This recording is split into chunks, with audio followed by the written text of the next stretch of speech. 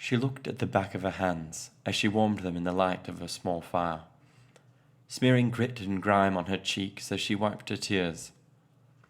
Looking into the darkness, she could just make out the ancient and broken escalator, and many soot-covered signs. Mind the gap, it said.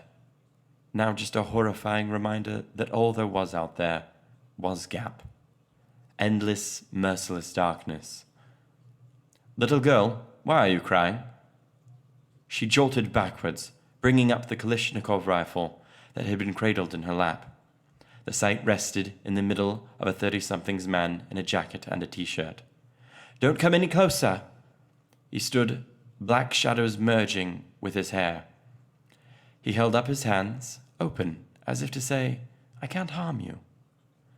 Tears blurred her vision, and she tried to wipe them clear with her arm. Without introduction or preamble, he asked again, "Why are you crying?" Her aim wobbled as something wailed in the darkness, far off, echoing through the tunnel. "Because I'm afraid. I'm scared out of my mind, and I don't know if I'm going to wake up in the morning, or that if I do, I'll wish that I hadn't. Now who are you and what do you want?" He looked into her eyes from across the fire, and in their darkness, she for the first time saw pain and loss.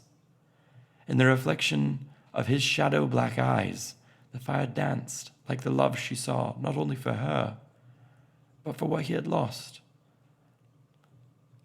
But as she looked longer, she saw herself. She lowered the gun.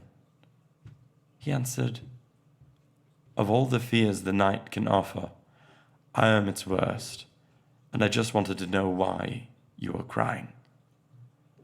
Sleep well tonight, brave little girl. Nothing will hurt you tonight."